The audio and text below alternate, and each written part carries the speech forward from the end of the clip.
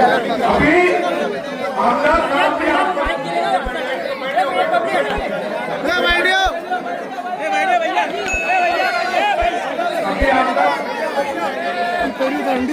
आमदार साहब भी आप लोगों से बात करें। अब्दुल हमीद हाजी महबूब शाह साहब से मैं गुजारिश करता हूँ तो स्टेज पे आ जाओ भैया, आ जाओ।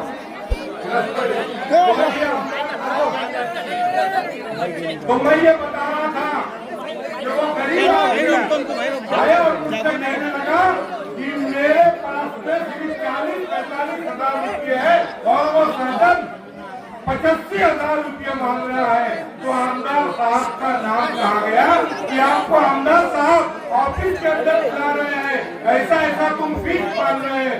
तो वो डॉक्टर सर्जन ने कहा वो जितना पैसा लेंगे मैं ऑपरेशन करने के लिए तैयार हूँ और 40,000 के अंदर वो पंचायती। इसी तरीके से अभी आमदार साहब बताएंगे गैसखोर का वाकया। आप सब लोग आमदार साहब को सुनने के लिए आए हैं। मैं आपसे गुजारिश ये करना चाहता हूँ और खास तौर से ये कहना चाहता हूँ, देखिए 2019 के बाद से बच्चे पैदा नहीं हो रहे हैं, बाप पैदा हो रहे हैं। वो बाप मेरे वास्ते क्या करे? अबे अगर वो कुछ नहीं करता तो पैदा कैसे का होते? तो अब बेटे भटारनी के रुस्तम से करते दावा, बेटे भटारनी के रुस्तम से करते दावा, सिपलक तुम्हारी अम्मा, गिरगिट तुम्हारे बाबा।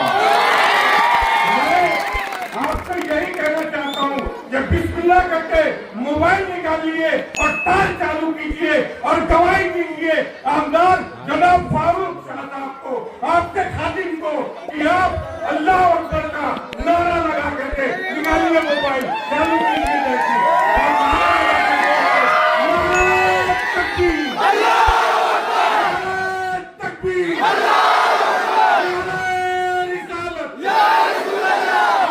तमाम लोग फारूक शाह साहब के निशान पतंग पे उड़ करके उनको 4,000 नहीं 40,000 वोटों से कामयाब बनाइए। शेर की झलक सबसे अलग आमदार फारूक शाह साहब आपके दरमियान।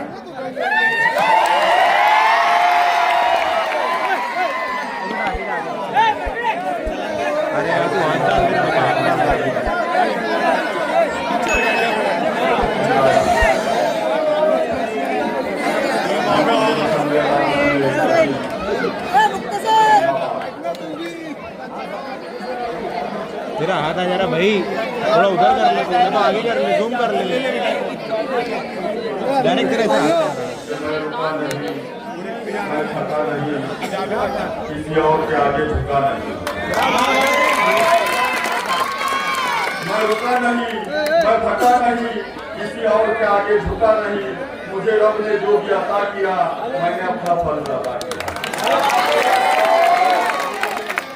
आप सभी लोगों का शुक्रिया अदा करना चाहूँगा कि आज से 5 साल पहले आप सब लोगों ने मुस्तैद और मुस्तक़बिल होकर मेरे लिए मेहनतें की थी, मेरे लिए दुआएं की थी, मुझे अपने कीमती वोटों से नवाजा था और उसी की वजह से दुनिया शहर में पहली मर्तबा एक मुसलमान आमदार चुनकर आया था।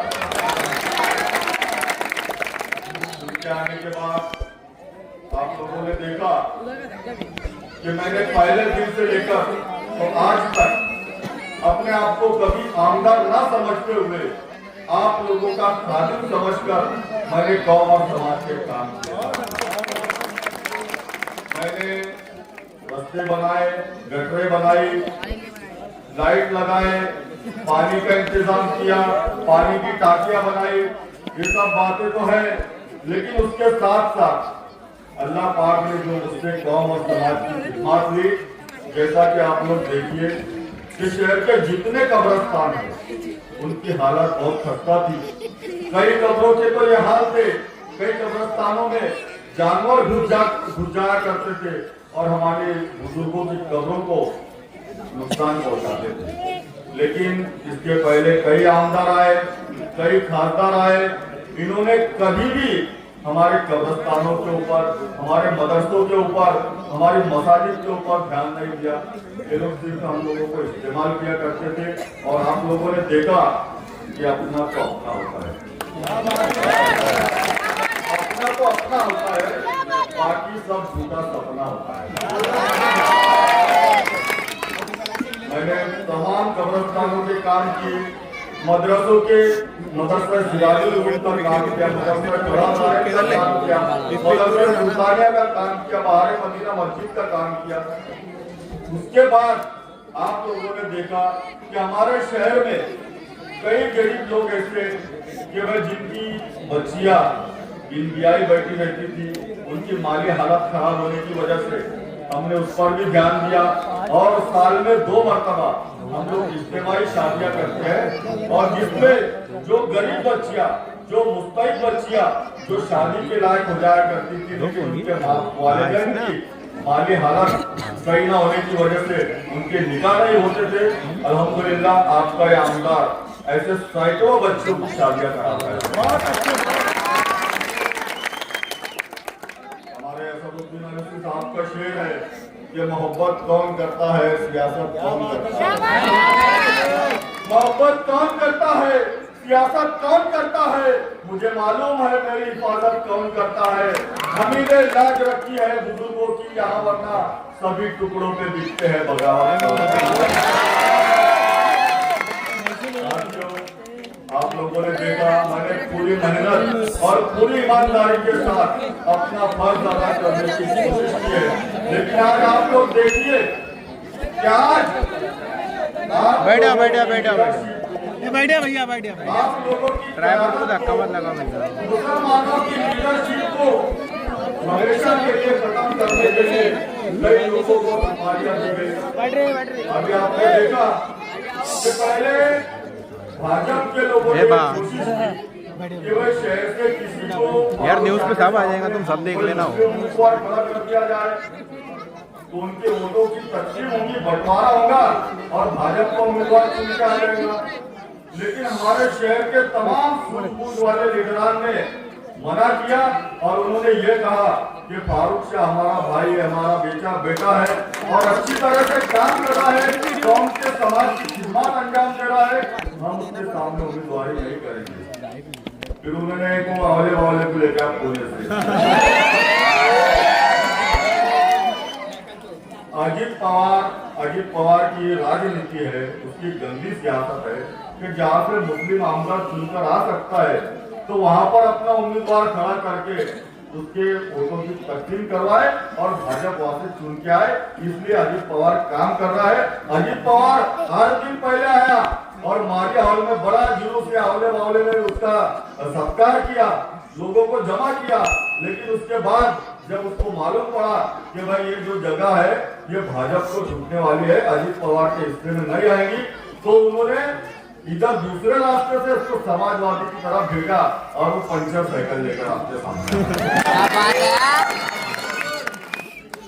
तो मुझे तो यकीन है सब लोग जानते हैं कि वो इरशाद जागीरदार को कौन पैसे दे रहा है, भाजपा के लोग उसको किस तरह से इन्हें बढ़ावा दे रहे हैं और अपने लेके कुछ दलाल उन्होंने खरीद लिए और वो डायरेक्टली तो उनको ऐसा नहीं बोल सकते कि भाई भाजपा को मदद करो, तो वो ये बोल रहे कि इरशाद जागीरदार को मदद करो तो आप लोगों के वोट तस्लीम होंगे और भाजपा चुन जाएंगे। दूसरा जो एक उम्मीदवार है वो बोचरे अनिल गोटे। एक बार हमारी कुछ औरतें गई जब वो आमदार था, बोले अन्ना बोले हमारे यहाँ पानी की बहुत समस्या है, पानी का बहुत बड़ा मसला है, हमारे पानी का मसला हल करो। तो वो बोचरा बोलता अरे बोले तुम्हारे लोग बोले 8 दिन में एक बार नहाते, बोले तुमको पानी की क्या जरूरत। वही औरतें अल्हम्दुलिल्लाह जब मेरे पास आई कि भैया हमको पानी का मसला, अल्हम्दुलिल्लाह देखिए मैंने अंसार नगर में पानी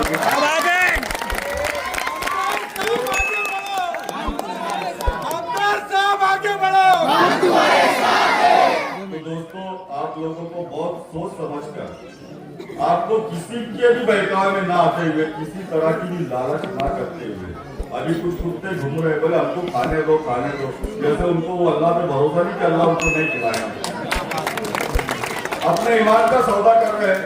वोट देना एक शहादत के बराबर होता है। और आप लोगों से गुजारिश है, आप लोगों से इल्तिमास है कि अगर आप लोगों को लगता है कि मैंने आप लोगों ने जो जिम्मेदारी मुझ पर दी थी, मैंने वो पूरी ईमानदारी के साथ अगर अदा किया, तो आप लोग मेरा साथ देना। तो आप बताइए साथियों, इसके पहले भी आप लोगों ने कई आमदार खाता चुनकर दिए, कई लोगों को वोट दिया, लेकिन 5 साल पहले आप लोगों ने मुझको एक वोट दिया था। तो हक्कुल ईमान आप लोग बताइए कि मैंने पूरी मेहनत, पूरी ईमानदारी के साथ अपना फर्ज अदा किया या नहीं साथियों? हाथ उठाकर बताइए साथियों, मैंने पूरी मेहनत, पूरी ईमानदारी के साथ आप लोगों की खिदमत की या नहीं? बहुत बहुत शुक्रिया। वक्त खत्म हो रहा है, सिर्फ 1 मिनट बाकी है। आप लोगों से गुजारिश करूंगा कि आने वाली 20 तारीख को अपने कामकाज आगे पीछे करके पहले अपने घर वालों को वोट डाले और कोशिश करें कि सुबह सुबह में हमारे मजदूरात के, हमारे खातिन के पूरे वोट गुजरना चाहिए। आप लोग 5 दिन बचे हैं, 5 दिन मेरे लिए मेहनत कीजिए, मेरे लिए दुआएं कीजिए। इंशाअल्लाह ताला आने वाले 5 साल आप लोगों की पूरी ईमानदारी से खिदमत करूंगा। मेरा जो बटन का निशान आप लोगों के तो प्यार दिल में बस चुका है और बटन नंबर 6 है साथियों। एक वोट अपना जाए ना होने देते हुए आप लोग मजलिस को उम्मीदवार यानी मुझको दीजिए। वो आखिरी दावा है। बैठे बेटा